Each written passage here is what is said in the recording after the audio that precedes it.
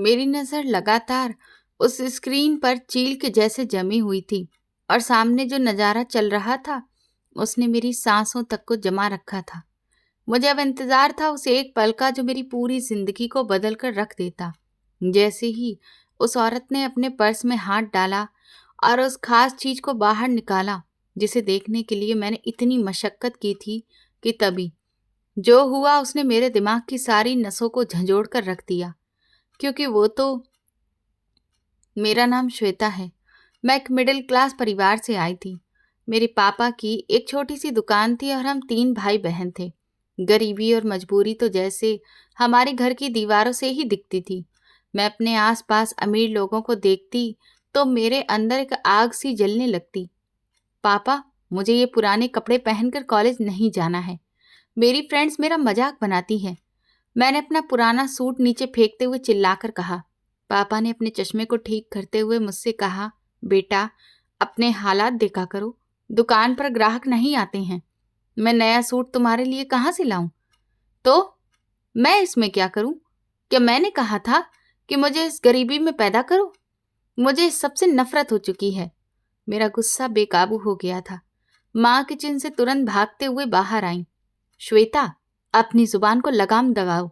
तुम्हारे पापा दिन रात खून पसीना एक करके मेहनत करते हैं और तुम हो कि इतनी एहसान फरामोश हो गई हो कि अपने पापा की मेहनत की जरा भी इज्जत नहीं करती हो।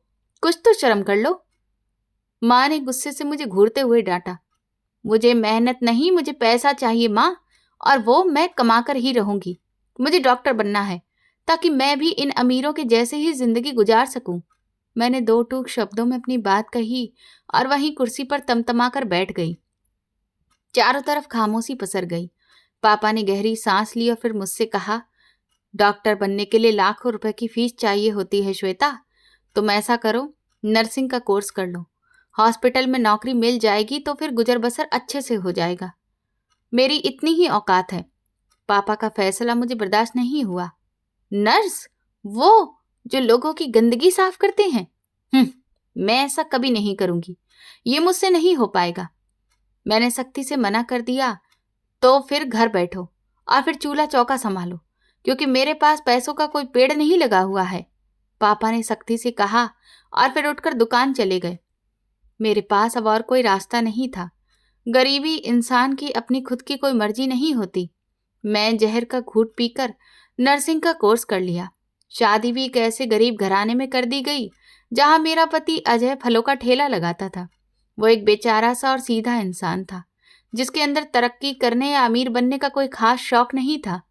अजय, आज फिर से तुम ये सड़े हुए फल घर लेकर क्यों आ गए हो? मैंने फलों को जमीन पर पटकते हुए गुस्से से कहा। अजय ने थकावट से चारपाई पर गिरते हुए माथे से पसीने को पोंछा। श्वेता, जो भी बिकता नहीं है वही मैं ले आता हूं। भला ये भी हमारी मेहनत की कमाई ही है, इसे मैं बर्बाद क्यों करूं? गरीब आदमी हूं मैं, इतना ही कर सकता हूं। तो इससे कौन सा तुम अमीर बनते जा रहे हो? आखिर मुझे ये बताओ कि कब तक इस तरह से ठेला लगाकर सड़कों पर धक्के खाते रहोगे? अरे कुछ बड़ा सोचो, कोई दुकान डालो ताकि 2 पैसे ज्यादा कमा सको। मैंने उसके पास बैठते हुए उसे झंझोड़ने लगी। दुकान के लिए तो लाखों का किराया और पगड़ी भी चाहिए होती है। कम से कम शुक्र करो कि रोज की रोजी रोटी अच्छे से चल रही है। 2 बच्चे हैं हमारे जो स्कूल जा रहे हैं। ये भी भगवान की मेहरबानी है। उसने आंखें बंद कर ली। मुझे सिर्फ दाल रोटी नहीं खानी है अजय, क्योंकि मुझे एक शानदार जिंदगी जीनी है। मुझे बड़ी गाड़ी, बड़ा घर और इज्जत भरी जिंदगी चाहिए। ये गरीबों की जिंदगी अब मुझे और ज्यादा बर्दाश्त नहीं होती है। मैंने गुस्से से उठते हुए कहा, इच्छाओं की तो कोई हद ही नहीं होती है श्वेता। इंसान की जितनी चादर हो उसे उतने ही पैर फैलाने चाहिए। ज्यादा उड़ने की कोशिश करोगी तो फिर मुंह के बल गिर जाओगी। इसीलिए अब चुपचाप लेटकर सो जाओ। उसने करवट बदल ली और मैं गुस्से से अपने दांत पीसने लगी। मेरी हॉस्पिटल की जितनी भी सैलरी थी वो सब कुछ बच्चों के कपड़े और उनके खर्चों में ही खर्च हो जाती थी, क्योंकि मेरा मकसद ये था कि कम से कम मेरे बच्चे तो दिखने में गरीब ना लगें, और मेरे पति की कमाई तो घर के राशन में चली जाती थी। मैं इस गरीबी की चक्की से बाहर निकलना चाहती थी। मैंने शहर के सबसे बड़े और महंगे हॉस्पिटल में नर्स की नौकरी करना शुरू कर दी थी। वहां की दुनिया ही अलग थी। करोड़पति लोग बड़ी बड़ी गाड़ियों में वहां पर इलाज करवाने के लिए आते थे। वहीं पर मेरी नज़र डॉक्टर अंजना पर पड़ी। वो अस्पताल की सबसे फेमस गायनेकोलॉजिस्ट थी। श्वेता, जल्दी करो, डॉक्टर अंजना की गाड़ी आ रही है, उनके कैबिन को तैयार करो, वीआईपी मरीज इंतजार कर रहे हैं। सीनियर नर्स ने मुझे भागते हुए आवाज दी। मैंने कैबिन में जाकर फाइलों को सही करने लगी। खिड़की से बाहर देखा तो डॉक्टर अंजना की काले रंग की महंगी गाड़ी आकर रुकी। ड्राइवर ने भागकर दरवाजा खोला। डॉक्टर अंजना एक रानी की तरह बाहर निकली। उनके हाथों में लाखों का पर्स था और कपड़ों से उनकी अमीरी और घमंड दोनों झलक रहे थे। देख रही हो श्वेता, मैडम की क्या शान है। ऐसा लगता है जैसे ये हॉस्पिटल उनकी जागीर है। मेरी साथी नर्स तमन्ना ने बड़ी ही हसरत के साथ डॉक्टर अंजना की तरफ देखते हुए मुझसे कहा, शान तो होगी ही, एक एक मरीज से लाखों लाखों रुपए लूट लेती है। गरीबों का तो यहाँ पर एडमिट होना ही बंद है। मैंने ताना मारा। लूटती नहीं है, बल्कि उनके अच्छे से इलाज करके उन्हें ठीक कर देती है। तुम्हें पता है, आज फिर एक औरत मिठाई का डिब्बा और लाखों रुपए लेकर आई थी डॉक्टर अंजना के लिए। तुमने उस औरत की खुशी नहीं देखी। तमन्ना की आंखों में चमक थी। कौन सी औरत? मैंने हैरानी से पूछा। वही जो पिछले महीने आई थी रोती हुई। हाँ, पूरे 10 साल के बाद उसे उम्मीद हुई है, वो भी सिर्फ डॉक्टर अंजना के इलाज से। लोग उन्हें मसीहा मानते हैं, तमन्ना ने राजदार अंदाज में कहा। आखिर ऐसा क्या जादू कर देती है ये औरत? कोई ताबीज देती है या फिर कोई जादू करती है? क्योंकि जो कमाल बड़े से बड़े डॉक्टर नहीं कर पाए, वो भला ये डॉक्टर अंजना कैसे कर लेती है? मुझे तो ये पूरी फ्रॉड ही लगती है। मैंने फाइल पटकते हुए पूछा। कोई भी नहीं जानता है श्वेता, वो सिर्फ 1 महीने के लिए इलाज करती है और उस इलाज के अंत में सिर्फ 1 दिन के लिए अपनी वीआईपी वार्ड में उस मरीज को पूरी रात रोकती है। कुछ ऐसी खास ड्रिप भी उसे लगाती है और बस फिर काम हो जाता है। 1 हफ्ते के अंदर अंदर वो औरत प्रेग्नेंट हो जाती है और इसके बदले डॉक्टर मुंह मांगी रकम भी लेती है। तमन्ना ने आसपास देखते हुए धीरे से कहा। ये बात मेरे दिमाग में हथौड़े की तरह गूंजने लगी। 1 रात की ड्रिप और लाखों रुपए की फीस। मैं अगले कई दिन डॉक्टर अंजना पर कड़ी नजर रखने लगी। एक दिन एक बहुत अमीर घराने की औरत वार्ड में आई। डॉक्टर मैडम, ये लीजिए मेरी सारी जमा पूंजी और ये ब्लैंक चेक है। इसमें आप जो चाहें वो रकम भर लीजिए, बस मेरी गोद भर दीजिए। मेरे ससुराल वाले वरना मुझे मेरे पति से तलाक दिलवाकर घर से निकाल देंगे। वो लोग मुझे बांझ होने के ताने देते हैं। वो औरत डॉक्टर अंजना के पैरों में गिरकर रो रही थी। डॉक्टर ने उसे उठाया और कुर्सी पर बिठा दिया। अपने इमोशंस पर काबू रखिए और ये पैसे काउंटर पर जमा करवा दीजिए। मैं आपका इलाज शुरू कर रही हूँ और जैसा मैं आपसे कहूँ बिल्कुल वैसा ही कीजिएगा। और आज से ठीक 1 महीने के बाद आपको वार्ड नंबर 7 में एडमिट होना है। उस आखिरी दिन मैं आपका खुद से खास इलाज करूंगी। और याद रहे, मेरे वार्ड में कोई भी शोर नहीं होना चाहिए और ना ही आपके घर का कोई भी मेंबर। डॉक्टर अंजना की आवाज में एक अजीब सा गुरूर और शक्ति थी। मैं दूर खड़ी ये सब कुछ सुन रही थी और देख रही थी। उस औरत ने नोटों की गड्डियां और चेक काउंटर पर रख दिया। मेरी आंखें उन नोटों को देखकर हैरत से बड़ी बड़ी फैल गईं। इतना पैसा तो मैंने पूरी जिंदगी में नहीं देखा था। मुझे अपनी पूरी जिंदगी की मेहनत उस 1 रात की कमाई के सामने बिल्कुल बेकार सी लगने लगी थी। धीरे धीरे 1 महीना बीतने लगा और डॉक्टर अंजना खास तौर पर अपनी निगरानी में उस औरत का इलाज करती रही। और फिर वो खास इलाज भी उन्होंने किया जो वार्ड नंबर 7 में होता था, जहां पर जाने की किसी को भी इजाजत नहीं थी। और ठीक 1 हफ्ते के बाद ही वो औरत अपने पति के साथ हंसते मुस्कुराते हुए हाथ में मिठाई का डिब्बा लेकर हॉस्पिटल आई। उसे उनके चेहरे पर ऐसी खुशी थी जैसे कि पूरी दुनिया की दौलत मिल गई हो। डॉक्टर मैडम, आपने तो कमाल ही करके रख दिया है। मेरी बीवी अब उम्मीद से हो गई है। आप तो हमारे लिए भगवान से कम नहीं हैं। हमने हर जगह से इलाज करवाया था, लेकिन आखिरकार हमें हमारे जीवन की सबसे बड़ी खुशी आपके हाथों से ही मिली। उस आदमी ने वो मोटी नोटों की गट्टियां और एक हीरे का चमचमाता हुआ नेकलेस का सेट डॉक्टर अंजना के कैबिन की टेबल पर रख दिया। डॉक्टर अंजना ने हल्की मुस्कुराहट के साथ वो दोनों ही चीजें अपनी दराज में रख ली। ये सब कुछ तो ऊपर वाले की मेहरबानी है। हम इंसान तो बस कोशिश कर सकते हैं। आप जा सकते हैं और अपना ख्याल रखिएगा। उस दिन मेरे अंदर के लालच ने सारी हदें पार कर दी। अगर मैं भी ये तरीका सीख लूं तो फिर मैं भी करोड़पति बन सकती हूँ। मैं वॉशरूम के शीशे में खुद को देखते हुए फैसला किया। मेरा चेहरा लालच से चमक रहा था। आखिर डॉक्टर अंजना ऐसा कौन सा केमिकल दवाइयों में मिलाकर देती है जो कि उसे 1 महीने या फिर ये कहूं कि उस एक खास रात में ऐसा असर कर जाता है कि ठीक 1 हफ्ते में वो औरत प्रेग्नेंट हो जाती है। यहाँ पर तो बड़े से बड़े गायनेकोलॉजिस्ट हैं, लेकिन सिर्फ यही एक डॉक्टर ऐसा क्या इलाज करती है जो लोगों को इतनी जल्दी आराम मिल जाता है, और वो भी 100% गारंटी के साथ। मेरी ड्यूटी अक्सर रात की शिफ्ट में इसी डॉक्टर के साथ होती थी। वो बड़ी ही सख्त मिजाज और उसूलों की पाबंद महिला थी। उनकी मर्जी के बिना वार्ड का एक पत्ता भी हिल नहीं सकता था। श्वेता, ये फाइल्स मेरे कैबिन में रख दो और वार्ड नंबर 7 को आज रात के लिए तुरंत तैयार करो। डॉक्टर अंजना ने मुझे कॉरिडोर में रोककर ऊंची आवाज में ऑर्डर दिया। जी डॉक्टर मैडम, मैं अभी कर देती हूँ। लेकिन आज रात वार्ड की ड्यूटी पर कौन होगा? क्या मैं रुक जाऊं आपकी हेल्प के लिए? मैंने जानबूझकर बड़ी ही मासूमियत से पूछा। डॉक्टर अंजना ने मुझे कड़क अंदाज में घूरा। उनकी आंखों की चमक ने मुझे एक पल के लिए डरा कर रख दिया था। तुम्हें मैंने कितनी बार बताया है कि रात को उस वार्ड के आसपास कोई भी भटकना नहीं चाहिए। पेशेंट को पूरी तरह से आराम चाहिए होता है और मेरा इलाज बिल्कुल अकेलेपन में ही होता है। मेरी बात समझ में आई या फिर मैं तुम्हें नौकरी से निकाल दूंगी? जी जी बिल्कुल मैडम, ऐसा ही होगा। मुझे माफ कर दीजिए, आइंदा से ऐसी गलती नहीं होगी। मैंने सर झुकाकर कहा, लेकिन मेरे अंदर जिज्ञासा का तूफान उठ रहा था। मैंने वो वार्ड तैयार किया, बिस्तर की महंगी चादर बदली, ड्रिप का सेट तैयार किया और फिर कमरे का टेम्परेचर भी नॉर्मल किया।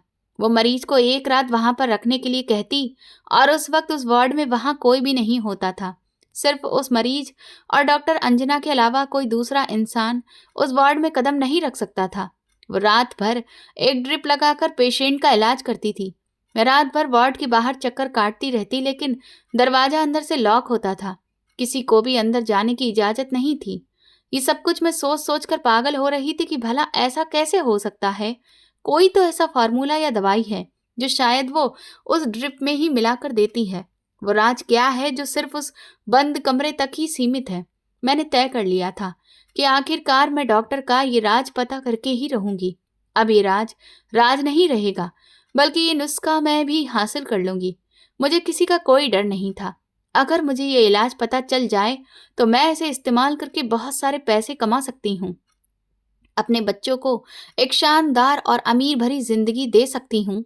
मेरे बहन भाई जो जब से पैदा हुए हैं तब से सिर्फ मामूली जिंदगी ही बिता रहे हैं, उनकी जिंदगी भी बेहतर बना दूंगी। मैं मेरे पति को सारी जिंदगी उस फलों के ठेले को धूप में लेकर धक्के नहीं देने पड़ेंगे, बल्कि वो मेरे पैसों पर ऐश करेगा। मैं हॉस्पिटल की मालकिन बनकर राज करूंगी और डॉक्टर अंजना जैसी औरतें मेरे अंडर काम करेंगी। ये ख्याल मेरे दिमाग में एक जहर की तरह फैल रहे थे। मुझे अब अपनी नर्सिंग की मामूली नौकरी से बहुत घिन आने लगी थी। मैं जब भी डॉक्टर अंजना को उसकी कुर्सी पर बैठे हुए देखती तो मेरे अंदर जलन की आग भड़क उठती। वो मुझसे ज्यादा काबिल नहीं थी, बस उसके पास वो एक खास राज था जिसने उसे जमीन से आसमान तक पहुंचा दिया था, और वो राज मुझे हर हाल में जानना था, किसी भी कीमत पर और किसी भी तरीके से। रात के अंधेरे में हॉस्पिटल की बिल्डिंग किसी खौफनाक भूत बंगले की तरह लग रही थी, लेकिन मेरे अंदर के लालच की आग उस अंधेरे से कहीं ज्यादा गहरी थी। मैंने अपने कदमों की आवाज को बड़ी मुश्किल से दबाया और कॉरिडोर में चलने लगी। डॉक्टर अंजना का कैबिन बंद था, लेकिन मैंने सफाई करने वाले स्टाफ से चोरी छुपे एक मास्टर चाबी बनवा ली थी। मेरी धड़कनें मेरे कानों में गूंज रही थीं। मुझे आज वो कीमती फॉर्मूला हर हाल में ढूंढना है जो इन अमीर बांझ औरतों को मां बना देता है। मैंने कांपते हाथों से चाबी ताले में घुमाते हुए अपने आप से कहा। दरवाजा हल्की सी आवाज के साथ खुला और मैं अंदर दाखिल हो गई। कैबिन के अंदर एक अजीब सी महक फैली थी जो डॉक्टर अंजना के महंगे परफ्यूम की थी। मैंने जल्दी से दराज को खोलना शुरू किया। वहां सिर्फ साधारण सी फाइलें और कुछ मामूली मेडिकल रिपोर्ट्स रखी थीं। मेरे माथे पर पसीना आने लगा। मैंने एक एक कागज को उलट पलट कर देखा। शायद कोई ऐसी डायरी मिल जाए जिसमें वो खास खुफिया फार्मूला लिखा हो। यहाँ तो लेकिन कुछ भी नहीं है। आखिर वो अपना जादुई फॉर्मूला कहाँ पर छुपाती है? मैंने फाइलों को पटकते हुए गुस्से से दांत भींचे और फिर दूसरी अलमारी की तरफ बढ़ी। वो अलमारी शीशे की थी और उसमें कई तरह की बोतलें रखी हुई थी। मैंने मोबाइल की टॉर्च जलाकर हर बोतल को ध्यान से देखा, लेकिन वो सब साधारण इस्तेमाल की बोतलें लग रही थीं। अचानक बाहर कॉरिडोर में किसी के कदमों की आवाज सुनाई दी और वो आवाज मेरे कानों में पड़ते ही मेरे पैरों तले से जमीन निकल गई। कोई भारी जूते पहने उसी तरफ आ रहा था। मैंने जल्दी से अलमारी बंद की और दरवाजे के पीछे छुप गई। ड्यूटी पर मौजूद गार्ड ने टॉर्च की रोशनी कैबिन के शीशे पर डाली। कुछ सेकंड मुझे सालों के जैसे महसूस हुए। मेरी सांस जैसे सीने में ही अटक गई थी। गार्ड आगे बढ़ गया और मैंने एक गहरी सांस खींचकर कैबिन से बाहर निकलने के लिए आहिस्ता से कदम आगे बढ़ाए। मुझे समझ आ गया था कि वो कीमती चीज उस कैबिन में नहीं है। अगली सुबह मैं किचन में नाश्ता बना रही थी, लेकिन मेरा दिमाग हॉस्पिटल के उस वीआईपी वार्ड में अटका हुआ था। चूल्हे पर चढ़ी हुई चाय उबलकर नीचे गिरने लगी और पूरी किचन में जलने की बदबू फैल गई। श्वेता, तुम्हारा ध्यान कहाँ पर है? सारी चाय तो बर्बाद कर दी तुमने। अजय गुस्से से किचन के दरवाजे पर खड़े होकर चिल्लाते हुए बोला। मेरे ध्यान को छोड़ो, तुम अपनी हालत पर ध्यान दो। सारी जिंदगी इसी सड़े हुए किचन में बितानी है क्या? मैंने उसे गुस्से में चाय का पतीला स्लैब पर पटका, जिससे एक जोरदार आवाज पैदा हुई। तुम्हें आखिर क्या हो गया है श्वेता? पिछले कुछ दिनों से तुम पागलों के जैसी हरकतें कर रही हो। बच्चों को स्कूल जाना है और तुम चाय को जलाकर खड़ी हो। अजय ने हैरत और मायूसी से मुझे देखते हुए अपना सर पकड़ लिया। मैं पागल नहीं हूं, मैं बस इस गरीब खाने से आज़ादी चाहती हूँ, और ये आज़ादी अब मुझे बहुत जल्दी मिलने वाली है। मेरी आंखों में एक अजीब सी चमक थी और उसके साथ ही मैंने उसे बड़ी ही ऐंठ में जवाब दिया। कौन सी आज़ादी? कैसी बातें कर रही हो तुम? गरीब इंसान की आज़ादी सिर्फ मौत के बाद ही होती है। तुम कोई गलत काम मत कर बैठना श्वेता। अजय नरमी से समझाने की मुझे कोशिश करने लगा, लेकिन उसकी आवाज में बेबसी साफ दिख रही थी।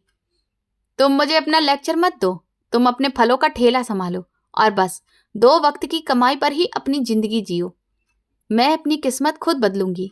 मैंने 2 टूक शब्दों में उसे चुप करवा दिया और किचन से बाहर चली आई। मुझे उस इंसान की छोटी सोच पर बहुत तेज गुस्सा आ रहा था। मैंने जल्दी से कपड़े बदले और अस्पताल के लिए निकल पड़ी।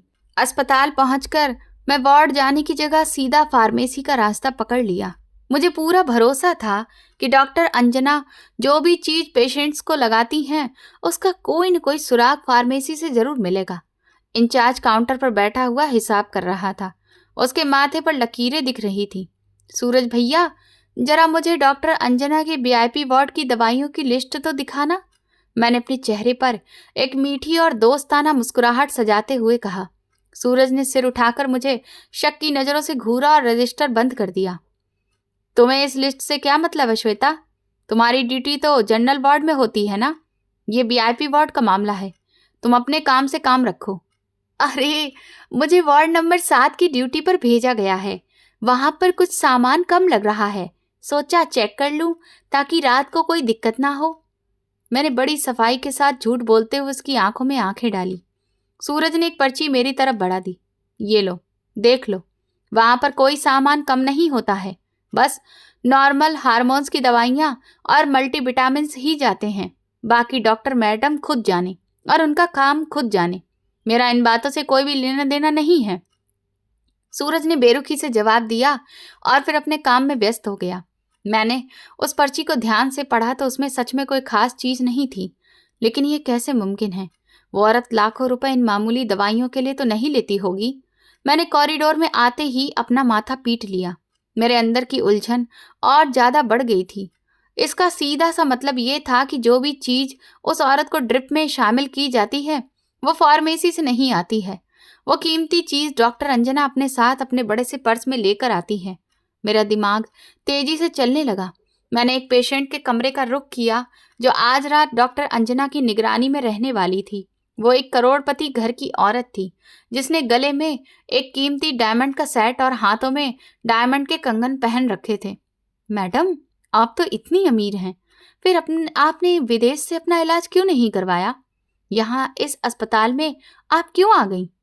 मैंने उनका ब्लड प्रेशर चेक करते हुए बड़ी ही मासूमियत से उनके दिल का राज जानने की कोशिश की। मैडम ने एक लंबी और थकी हुई सांस ली और अपनी हीरे की अंगूठी को घुमाने लगी। पैसा तो सब कुछ नहीं होता है ना। जहां पर तुम्हें ठीक होना लिखा हो, आखिर इंसान वही आता है। मैंने सुना है कि डॉक्टर अंजना के हाथों में जादू है। वो जो भी दवा देती है उससे हर औरत की खाली गोद भर जाती है। जादू? क्या मतलब है? क्या मतलब है आपका? क्या आपको कोई खास दवा बताई है उन्होंने जो वो आज रात आपको देंगी? मेरी आंखों में जिज्ञासा की चमक आ गई और मैं उनके चेहरे के हाव भाव को बहुत ध्यान से देखने लगी। मुझे कुछ भी नहीं पता है, बस वो कह रही थी कि अब बस एक रात का इलाज और। सच कहूं तो मुझे उन पर अंधा भरोसा है। मेरी सास ने कहा था कि ये मेरा आखिरी मौका है। अगर अभी भी मैं मां नहीं बन सकी तो फिर वो अपने बेटे की दूसरी शादी करवा देंगी। ये कहकर उस औरत की आंखों में आंसू तैरने लगे और गला भर आया। ये अंधा भरोसा ही तो इंसान को बर्बाद कर देता है। ये सोचते हुए मैंने दिल ही दिल में फैसला किया कि मैं उस जादुई दवा को देखकर ही रहूंगी और ब्लड प्रेशर की मशीन कमरे के साइड में रखकर मैं बाहर निकल आई। मेरे दिमाग पर एक ही फितूर सवार था। अगर दवा कमरे में जाती है तो फिर मुझे किसी भी तरह से इस कमरे के अंदर देखना ही होगा। लेकिन इस कमरे में तो रात के वक्त कोई नहीं जा सकता, तो फिर मैं कैसे देखूंगी? मेरे दिमाग में एक शैतानी ख्याल आया। एक कैमरा, एक छोटा सा खुफिया कैमरा जो सब कुछ रिकॉर्ड कर ले। मैं जल्दी से हॉस्पिटल से 2 घंटे की छुट्टी ली और शहर के सबसे बड़े इलेक्ट्रॉनिक मार्केट में पहुंची। दुकानों की भीड़ और शोर शराबे में मैं एक ऐसे दुकानदार के पास गई जिसकी दुकान थोड़ी सी सुनसान और कोने में बनी हुई थी। मेरा दिल तेजी से धड़क रहा था, लेकिन लालच ने हर एक घबराहट और डर को खत्म कर दिया था। वो मुझे एक ऐसा कैमरा चाहिए जो बिल्कुल भी दिखाई ना दे, वो हद से ज्यादा छोटा हो और रात के अंधेरे में बिल्कुल साफ वीडियो बनाए। मैंने दुकानदार की तरफ झुककर बहुत ही धीमी आवाज में कहा ताकि कोई और कस्टमर सुन न पाए।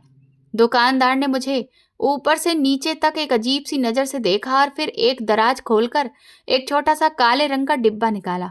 मैडम, ये देखिए, ये छोटे से बटन के जितना है और इसका नाइट विजन बहुत ही बेहतरीन है। आप इसे कहीं भी छुपाकर लगा सकती हैं और ये सीधे आपके मोबाइल में कनेक्ट होकर लाइव वीडियो दिखाएगा। मैंने उस काले रंग के नन्हे से कैमरे को अपने हथेली में रखा तो वाकई में वो बहुत छोटा और हैरत से भरा था। इसकी कीमत कितनी है? मेरे पास ज्यादा पैसे नहीं हैं, कुछ डिस्काउंट दे दीजिए। मैंने हमदर्दी हासिल करने और पैसे बचाने की कोशिश की। 8,000 रुपए फाइनल।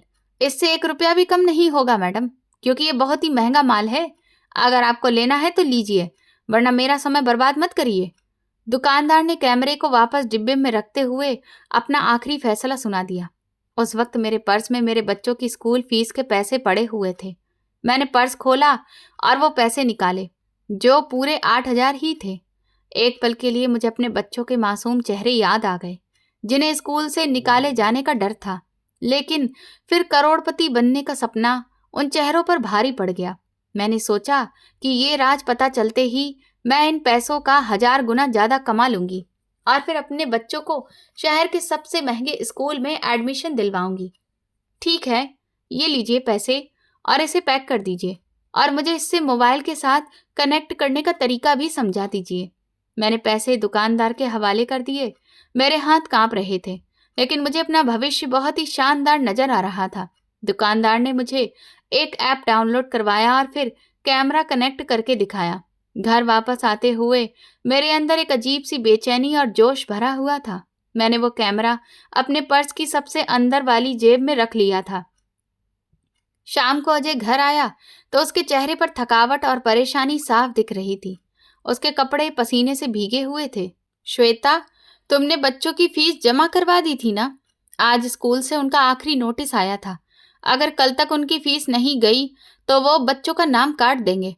अजय ने चारपाई पर बैठते हुए मुझसे सवाल किया। मेरे माथे पर पसीना आ गया, लेकिन मैंने खुद को बड़े ही माहिर तरीके से संभाल लिया। हाँ, मैं कल सुबह ड्यूटी पर जाने से पहले फीस जमा कर दूंगी। आज हॉस्पिटल में बहुत भीड़ थी, जिस वजह से मेरी इमरजेंसी वार्ड में ड्यूटी लगी हुई थी। मुझे जरा सा टाइम ही नहीं मिला। तुम फिक्र मत करो। मैंने बड़ी सफाई से उसकी आंखों में झूठ बोलकर धूल झोंक दी और उसे एक झूठी तसल्ली दे दी। कल जरूर जमा करवा देना, वरना बच्चों का नाम कट जाएगा। गरीब आदमी की इज्जत ही क्या होती है, लोग तो बस फिर बातें बनाते हैं। वो थकान के मारे लेट गया और फिर मैंने सुकून की सांस ली। मुझे उसकी इज्जत या गरीबी की कोई भी परवाह नहीं थी। मेरी मंजिल अब बहुत बड़ी थी।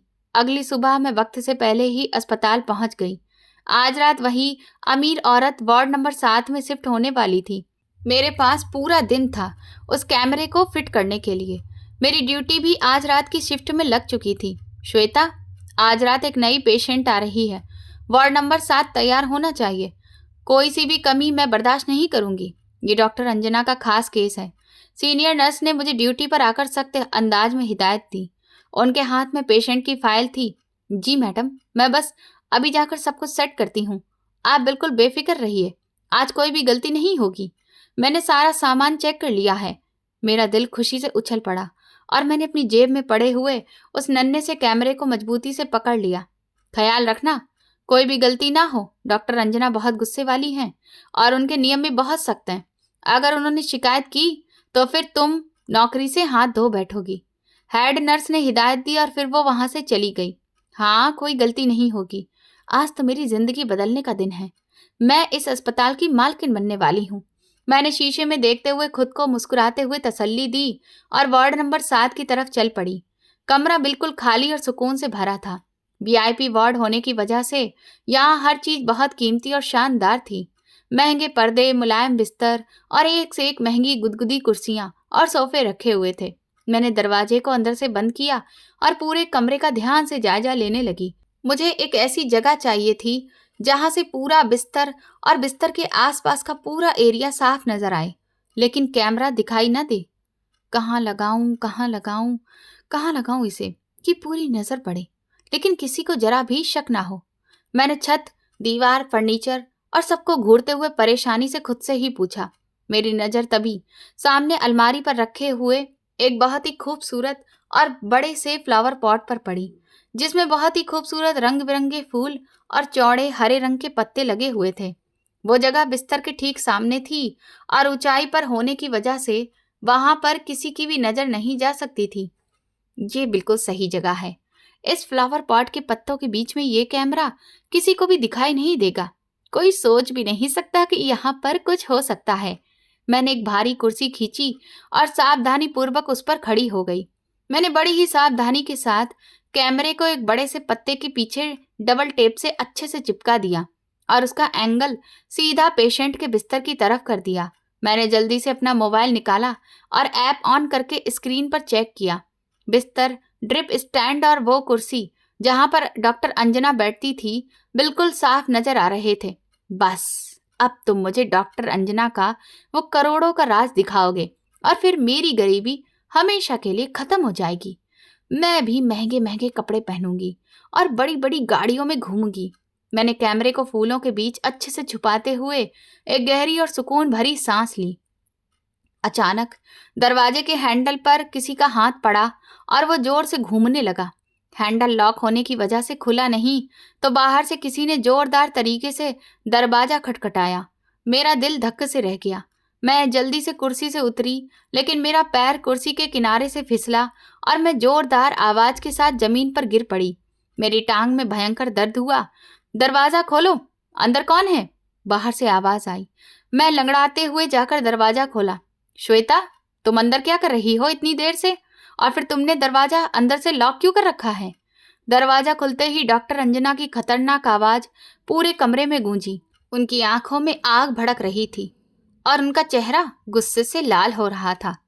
मेरे गले में कांटे चुभने लगे। मैं जमीन से उठते हुए अपने कपड़े साफ किए और डर के मारे कांपने लगी। मैं बस ये फ्लावर पॉट सीधा कर रही थी। ये हवा से गिर गया था और दरवाजा तो बस ऐसे ही लॉक हो गया था। गलती से मेरा ध्यान इस तरफ नहीं था। मैंने हड़बड़ाकर एक बहुत ही बेवकूफ़ी भरा झूठ बोलते हुए नजर झुका ली। डॉक्टर अंजना ने मुझे शक की नजर से ऊपर से नीचे तक देखा। उनकी तेज नजरें पूरे कमरे का निरीक्षण कर रही थीं। वो कुर्सी की तरफ देख रही थी जो अपनी जगह से हटी हुई थी। मुझे ऐसा लगा कि जैसे मेरी चोरी पकड़ी गई है और अब वो मुझे पुलिस के हवाले कर देंगी। कमरा तैयार है, पेशेंट को शिफ्ट किया जा रहा है। तुम तुरंत बाहर जाओ और दोबारा इस कमरे के आसपास दिखाई मत देना। अगर तुम मुझे यहाँ दोबारा दिखी तो मैं तुम्हारी टांगे तोड़ दूंगी। उन्होंने मुझे घूरते हुए सख्ती से रास्ता दिखा दिया। जी मैडम, कमरा तैयार है, मैं बस जा ही रही हूँ। मैंने सर झुकाया और तेजी से बाहर निकल आई।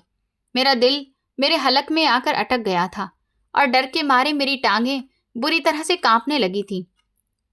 मैं सीधा ड्यूटी रूम का रास्ता पकड़ा और दरवाजा बंद करके कुर्सी पर गिर पड़ी। मैंने अपना मोबाइल निकाला और स्क्रीन की तरफ देखा। कैमरा बिल्कुल सही तरह से काम कर रहा था और मुझे खाली बिस्तर दिखाई दे रहा था। अब बस रात का इंतजार है और फिर मैं इस डॉक्टर अंजना का वो राज जान लूंगी जो उस पर नोटों की बारिश करता है। मैंने स्क्रीन पर अपनी उंगलियां घुमाते हुए एक खौफनाक मुस्कुराहट के साथ खुद से वादा किया। रात का अंधेरा गहरा हो चुका था और अस्पताल के कॉरिडोर में एक अजीब सी खामोशी पसरी थी। मेरी ड्यूटी नर्सिंग काउंटर पर थी, लेकिन मेरा पूरा ध्यान वार्ड नंबर 7 के बंद दरवाजे और अपनी जेब में पड़े हुए मोबाइल फोन पर था। मुझे अकेले में अपना मोबाइल चेक करना था। मैं जल्दी से वॉशरूम का रास्ता पकड़ लिया और अंदर से दरवाजा बंद कर लिया। मेरे हाथ कांप रहे थे जब मैंने अपनी जेब से मोबाइल निकाला और कैमरे वाला ऐप ऑन किया। स्क्रीन पर लोडिंग का निशान दिखने लगा था। हॉस्पिटल के उस हिस्से में इंटरनेट के सिग्नल बहुत ही कमजोर आ रहे थे। अरे जल्दी चल जाओ, मेरी किस्मत का फैसला आज इसी स्क्रीन से हो जाएगा। मैंने मोबाइल पकड़ते हुए स्क्रीन को जोर से हिलाया। मेरी सांसें तेज हो रही थीं और लालच ने मेरे दिमाग पर कब्जा कर लिया था। अचानक स्क्रीन पर तस्वीर साफ हो गई। मैंने देखा कि वो अमीर औरत इस वक्त वार्ड के महंगे बिस्तर पर लेटी थी। उसका चेहरा सफेद था और आंखों में एक अजीब सी उम्मीद और डर दिख रहा था। डॉक्टर रंजना उसके पास में ही खड़ी थी। उन्होंने अपना बहुत बड़ा सा कीमती पर्स कुर्सी पर रखा हुआ था। बस अब तुम वो जादुई दवा निकालो जो तुम इस ड्रिप में मिलाती हो और फिर वो दवा मेरी हो जाएगी। मैंने स्क्रीन के पास अपनी आंखें बढ़ाते हुए खुद से धीरे से कहा। मेरी आंखें स्क्रीन पर जमी हुई थीं। डॉक्टर अंजना ने ड्रिप स्टैंड पर लटकी बोतल उठाई और मरीज के हाथ में ड्रिप की सुई लगाई। उनके चेहरे पर एक अजीब सा सुकून और गंभीरता थी। उन्होंने पेशेंट से कुछ कहा जो कि मुझे सुनाई नहीं दिया क्योंकि कमरे में आवाज इतनी साफ नहीं आ रही थी। तुम फिक्र मत करो, ये रात तुम्हारी जिंदगी की आखिरी मायूसी से भरी रात होगी। मैंने अंदाजा लगाया कि शायद डॉक्टर अंजना पेशेंट से यही कह रही होंगी, जिस बात पर पेशेंट ने सिर हिलाया और आंखें बंद कर लीं। उन्होंने ड्रिप को लगाकर उसकी बूंदें गिरने की रफ्तार को कंट्रोल किया। इसके बाद वो मुड़कर अपनी कुर्सी की तरफ गईं। वो अपने पर्स की तरफ हाथ बढ़ा रही थी। मेरा दिल इतनी जोर से धड़क रहा था कि मुझे लगा कि जैसे अब ये बाहर निकल जाएगा। हाँ बस अब ये वही पल है, ये वही राज है जो मुझे करोड़पति बना देगा। मैंने खुशी से मोबाइल को दोनों हाथों से कस के पकड़ लिया और मेरी नजर बिल्कुल चील की तरह स्क्रीन पर जम गई। गोला एक बार फिर से घूमने लगा क्योंकि इंटरनेट के सिग्नल गायब हो चुके थे। मैंने हड़बड़ाकर दरवाजा खोला और कॉरिडोर की तरफ भागी ताकि सिग्नल वापस आ जाए। ये मेरे साथ ही क्यों होता है? जब मंजिल सामने होती है तो कोई ना कोई रुकावट आ जाती है। मैंने गुस्से से पैर जमीन पर मारा और मोबाइल को कॉरिडोर की खिड़की के पास लेकर गई। सिग्नल वापस आए, लेकिन तब तक ऐप डिस्कनेक्ट हो चुका था। मैंने दोबारा से ऐप ओपन करने की कोशिश की, लेकिन कैमरा ऑफलाइन दिख रहा था। शायद कैमरे की बैटरी चली गई थी या फिर वो वाईफाई से डिस्कनेक्ट हो गया था। मुझे ऐसा लगा जैसे किसी ने मेरे मुंह से निवाला छीन लिया हो। मैं मायूसी से दीवार के साथ लगकर खड़ी हो गई। कोई बात नहीं श्वेता, कमरे में रिकॉर्डर मौजूद है, वो सब कुछ रिकॉर्ड कर रहा होगा। सुबह वो तुम्हारे पास होगा। मैंने खुद को तसल्ली दी और जैसे तैसे अपने गुस्से पर काबू पाने की कोशिश की। मुझे सुबह तक अब इंतजार करना ही था। मैं वापस नर्सिंग काउंटर पर आ गई। रात का पिछला पहर शुरू हो चुका था। तमन्ना कुर्सी पर बैठी ऊँग रही थी। मैंने वार्ड नंबर 7 की तरफ देखा। वहां सन्नाटा पसरा था। वहां कोई आवाज नहीं थी और ना ही कोई हलचल। मुझे अंदर से एक अजीब सी बेचैनी खाए जा रही थी। श्वेता, तुम अभी तक जाग रही हो? जाओ, जाकर आराम कर लो। मैं जाग रही हूं ना, तमन्ना ने अपनी आंखें मलते हुए मुझसे कहा। उसकी आवाज में नींद साफ पता चल रही थी।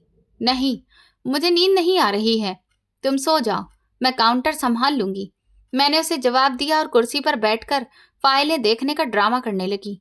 मुझे डर था कि अगर मैं सो गई तो फिर सुबह कैमरा निकालने का मौका मेरे हाथ से चला जाएगा। पूरी रात मेरे लिए बहुत भारी पड़ रही थी। एक एक मिनट एक एक साल के जैसा लग रहा था। मेरे दिमाग में सिर्फ एक ही सवाल घूम रहा था कि सुबह कैसे भी मुझे वो मेमोरी कार्ड निकालना है और घर ले जाकर पड़ोसन से लैपटॉप मांगकर उस पर देखना है। फिर मैं वो फॉर्मूला नोट कर लूंगी और फिर हॉस्पिटल से इस्तीफा दे दूंगी। मैं अपना खुद का क्लिनिक खोलूंगी और शहर के सबसे अमीर लोग मेरे पास आएंगे। मैं उनसे मुंह मांगी फीस लूंगी। मैंने आंखें बंद करके अपने शानदार भविष्य के बारे में सोचा। मेरे होठों पर एक लालची मुस्कुराहट फैल गई। सुबह के 5 बज चुके थे। हॉस्पिटल में हल्की फुल्की चहल पहल शुरू हो गई थी। सफाई वाला स्टाफ अपना काम कर रहा था।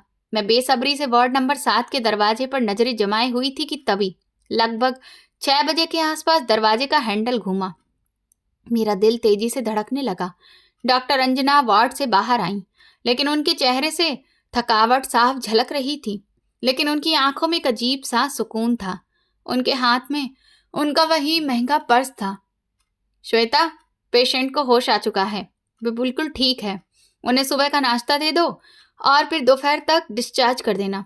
डॉक्टर अंजना ने काउंटर पर आकर मुझे ऑर्डर दिया। उनकी आवाज में कोई भी थकान नहीं दिख रही थी। जी मैडम, मैं अभी जाकर उनका ख्याल रखती हूँ, आप बेफिक्र रहिए। मैंने बड़े ही आज्ञाकारिता के साथ सिर झुकाया। मेरी नजरें उनके महंगे पर्स पर जमी हुई थी, जिसमें करोड़ों का राज बंद था। डॉक्टर अंजना ने एक गहरी और आखिरी नजर वार्ड की तरफ डाली और फिर हॉस्पिटल के मेन गेट की तरफ निकल गईं। मैंने उनके जाने का इंतजार किया और फिर तेजी से वार्ड नंबर 7 की तरफ भागी। दरवाजा खोलकर मैं अंदर दाखिल हुई। पेशेंट आंख बंद करके बिस्तर पर लेटी हुई थी। उनके चेहरे पर एक अजीब सी खुशी दिख रही थी जो मैंने रात को नहीं देखी थी। वो आराम से सो रही थी। मैं कुर्सी खींचकर अलमारी के पास गई। शुक्र है कि वो सो रही है, वरना मुझे कई सवालों के जवाब देने पड़ते। मैंने दिल ही दिल में भगवान को धन्यवाद दिया और कुर्सी पर चढ़ गई। मेरे कांपते हुए हाथ फूलदान के पत्तों पर पड़े। मैंने देखा कि कैमरा वहीं पर मौजूद था जहां मैंने उसे लगाया था। मैंने जल्दी से उसे निकाला और फिर अपनी जेब में डाल लिया। कुर्सी को वापस उसी जगह पर रखा और गहरी सांस ली। आखिरकार तुम मेरे पास आ ही गए। अब मेरी किस्मत बदलने से कोई भी नहीं रोक सकता। मैंने अपनी जेब पर हाथ रखकर कैमरे की मौजूदगी को महसूस किया और खुशी से मेरी आंखों में आंसू आ गए। मैंने जल्दी से पेशेंट का ब्लड प्रेशर चेक किया ताकि अगर वो जाग जाए तो उसे मुझ पर शक न हो। वो सच में बिल्कुल नॉर्मल थी। मैंने उसे नाश्ता दिया और फिर अपनी ड्यूटी खत्म करके मैं हॉस्पिटल से बाहर निकल आई। बाहर सुबह की ताजा हवा चल रही थी, लेकिन मुझे इस सब की कोई परवाह नहीं थी। मेरा दिमाग सिर्फ उस मेमोरी कार्ड में छुपे हुए राज पर अटका हुआ था। मैंने जल्दी से रिक्शा रोका और अपने घर का पता बताया। भैया, जरा जल्दी से रिक्शा चलाइए, मुझे घर जल्दी पहुंचना है। मैंने बेसब्री से रिक्शे वाले से कहा। मेरी टांगें लगातार हिल रही थी क्योंकि मुझे बहुत बेचैनी हो रही थी। हवाई जहाज नहीं है, मुझसे जितना तेज चल सकता है मैं उतना ही तेज चला रहा हूँ, रिक्शा वाले ने मुझे झुंझलाकर जवाब दिया। मैं सारा रास्ता बेचैनी से गुजार रही थी। घर पहुंचते ही मैंने देखा कि अजय बच्चों को स्कूल जाने के लिए तैयार कर रहा था। उसके चेहरे पर वही पुरानी गरीबी की थकावट दिख रही थी। श्वेता, तुम आ गई, जल्दी से नाश्ता बना दो, मुझे मंडी जाना है माल लाने के लिए। अजय ने मुझे देखते ही अपने काम से हाथ रोक दिए और फिर अपने नाश्ते के बारे में पूछने लगा। तुम्हें अपने नाश्ते की पड़ी हुई है? यहाँ मेरी पूरी जिंदगी बदलने वाली है। तुम खुद ही कुछ बनाकर खा लो या फिर बाहर जाकर खा लो, मुझे बहुत जरूरी काम है। मैंने बड़ी ही बेरुखी से उसकी तरफ देखा और तेजी से अपने कमरे की तरफ चली गई। मुझे इस वक्त अजय की शक्ल से भी बहुत उलझन सी हो रही थी। क्या हो गया है श्वेता तुम्हें? मैं सुबह से काम कर रहा हूँ और तुम हो कि मुझसे इस तरह से बात कर रही हो? तुमने बच्चों की फीस जमा करवाई है या नहीं? अजय गुस्से से मेरे पीछे आया और उसने मेरा बाजू पकड़कर मुझे रोक लिया। फीस फीस फीस, पूरे टाइम फीस फीस बड़बड़ाते रहते हो तुम। उस फालतू की फीस के लिए मेरा दिमाग खाते रहते हो। मैं तुम्हें बता तो रही हूं ना कि अब हमारी गरीबी के दिन खत्म होने वाले हैं। मैंने झटके से अपना हाथ उससे छुड़वाया। मेरी आंखों में गुस्सा और पागलपन दिख रहा था। कौन सी गरीबी के दिन खत्म होने वाले हैं? तुमने कोई चोरी तो नहीं की श्वेता? मुझे सच सच बताओ, ये तुम कैसी बातें कर रही हो? अजय के चेहरे पर डर और परेशानी साफ दिखने लगी थी। उसे मुझ पर शक हो रहा था। चोरी गरीब करते हैं? मैं तो अमीर होने वाली हूँ, और वो भी बहुत जल्दी। तुम बस देखते जाओ। मैं वो राज लेकर आई हूँ जो हमें बड़े बड़े बंगलों में लेकर जाएगा।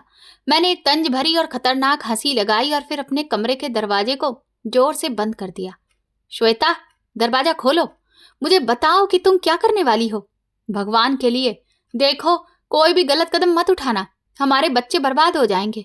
अजय ने बाहर से दरवाजा पीटना शुरू कर दिया, लेकिन मैंने उसकी आवाज को पूरी तरह से इग्नोर कर दिया। मैंने पड़ोसन का पुराना लैपटॉप बिस्तर पर रखकर ऑन किया, जो मैं घर आते वक्त उससे मांग कर ले आई थी। वो स्टार्ट होने में काफी वक्त ले रहा था। मेरी बेसब्री बढ़ती ही जा रही थी। मैंने जेब से कैमरा निकाला और उसमें से छोटा सा वो मेमोरी कार्ड निकाल लिया। जल्दी खुलो, मेरी किस्मत के दरवाजे, जल्दी से खुल जाओ। मैंने स्क्रीन को घूरते हुए दांत भींचे और कीपैड पर उंगलियां पटकने लगी। फिर एकदम से स्क्रीन ऑन हुई। मैंने जल्दी से मेमोरी कार्ड को लैपटॉप के साथ कनेक्ट कर दिया। स्क्रीन पर फोल्डर ओपन हो गया। उसमें सिर्फ एक ही वीडियो फाइल दिख रही थी, जिसमें उस पूरी रात का वीडियो होगा। अब बस मुझे वीडियो देखना होगा और मेरे हाथ में वो जादू की छड़ी लग जाएगी। ये सोचते ही मुझे बहुत खुशी होने लगी। मैंने कांपते हाथों से वो बटन दबाया और वीडियो स्क्रीन पर चलने लगी। फिर अचानक लैपटॉप की स्क्रीन पर लकीरें आईं और एक अजीब सी आवाज के साथ वो स्क्रीन पूरी तरह से काली हो गई। इस पुराने लैपटॉप ने उसी टाइम दम तोड़ दिया जब मेरी मंजिल ठीक मेरे सामने थी। नहीं, ऐसा नहीं हो सकता। मेरी किस्मत इतनी बुरी कैसे हो सकती है? मैंने गुस्से और फ्रस्ट्रेशन से अपना सिर पकड़ते हुए लैपटॉप को बंद कर दिया। मेरा दिल चाह रहा था कि मैं इस कबाड़ लैपटॉप को जमीन पर पटक दूं, लेकिन क्योंकि ये मेरा तो था नहीं, इसीलिए मैं ऐसा नहीं कर सकती थी। श्वेता, तुम अंदर आखिर कर क्या रही हो? दरवाजा खोलो, वरना मैं दरवाजा तोड़ दूंगा। बाहर से अजय की घबराई हुई और तेज आवाज आई। वो लगातार दरवाजा पीट रहा था। मैंने गुस्से से दरवाजा खोला और उसकी तरफ जलती हुई निगाहों से देखा। तुम्हारी इस गरीबी ने मेरी जिंदगी को नरक बनाकर रख दिया है। तुम तो एक लैपटॉप तक मुझे खरीद कर नहीं दे सकते हो। तुम भला किस काम के आदमी हो? मैंने अपना सारा गुस्सा और मायूसी अजय के ऊपर उतार दी। मेरी आंखों से आंसू निकलने लगे। अजय ने मुझे सदमे और दुख से देखा। उसके चेहरे पर बेबसी थी।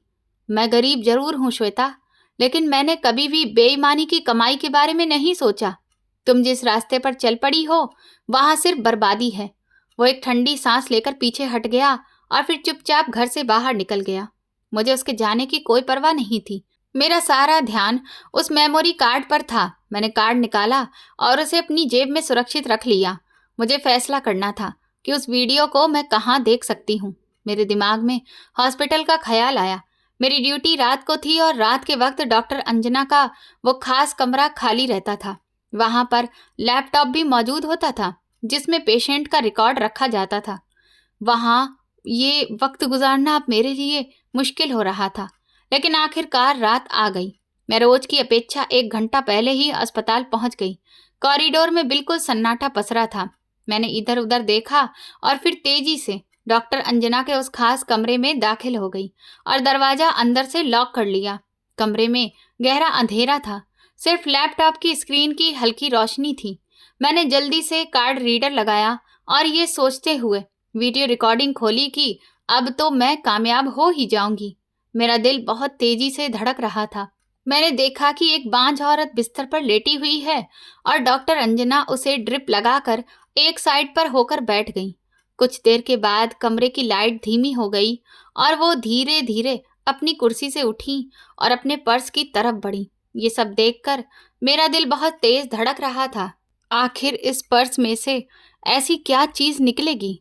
क्या कोई दवाई होगी या फिर कोई जादुई चीज जिससे यह औरत प्रेग्नेंट हो जाएगी?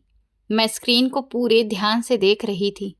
उस वक्त मैं ये भी भूल चुकी थी कि कोई मुझे देख भी रहा है या नहीं। क्योंकि उस वक्त मैं अपने राज के बिल्कुल करीब आ गई थी।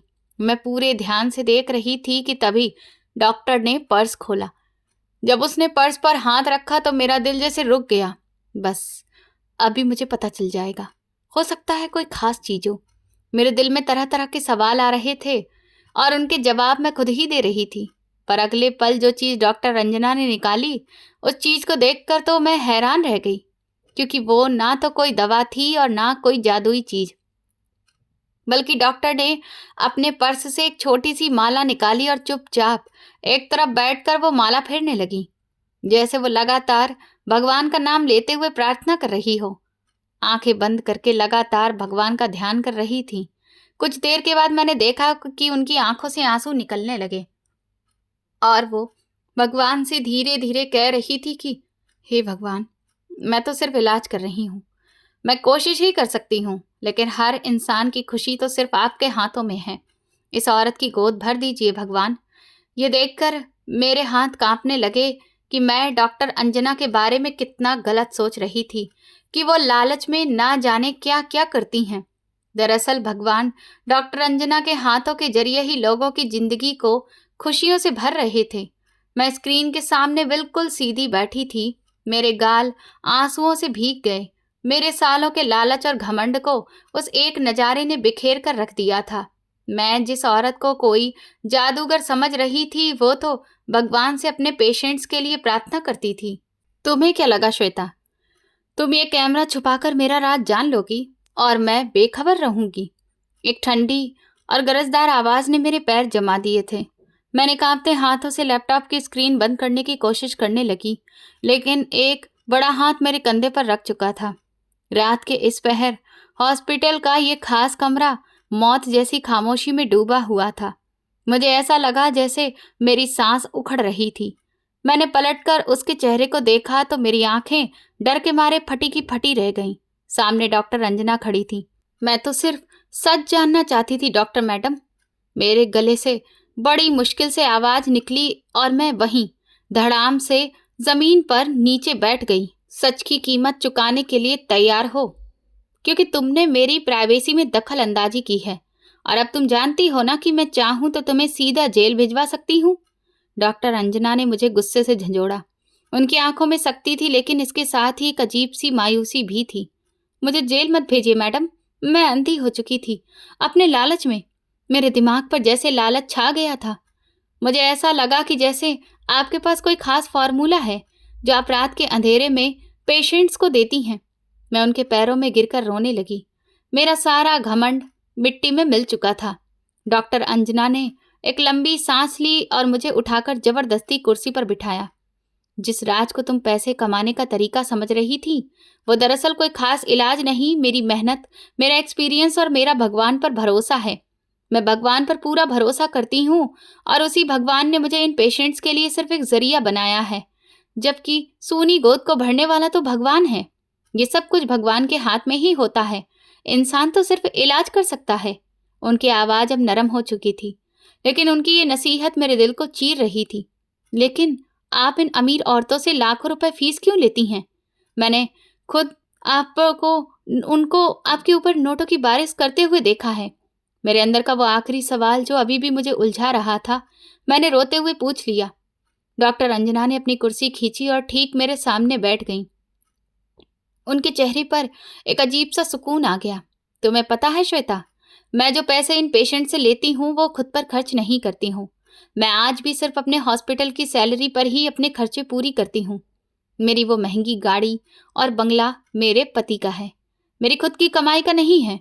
उन्होंने मुझे वो सच बताया जिसने मेरे पैरों तले से जमीन खींच ली। तो फिर वो लाखों रुपए कहाँ जाते हैं मैडम?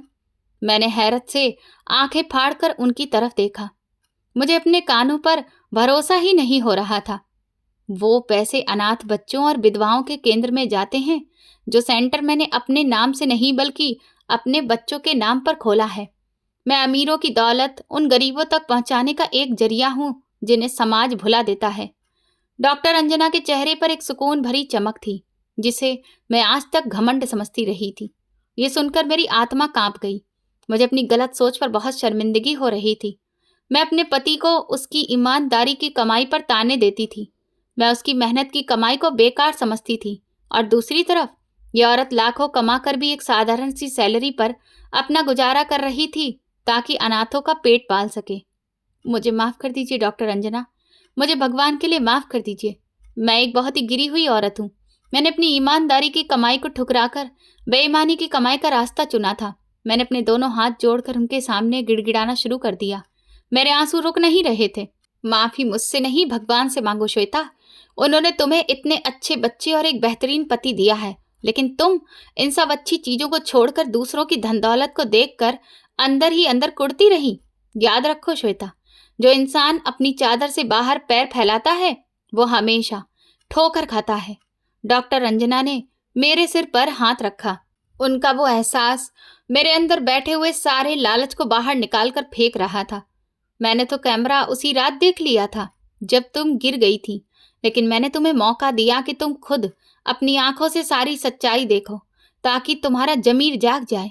अगर मैं तुम्हें उसी दिन निकाल देती तो फिर तुम किसी और अस्पताल में जाकर यही घटिया हरकत करती। डॉक्टर अंजना ने मेज पर रखा हुआ वो छोटा सा कैमरा मेरी तरफ सरका दिया।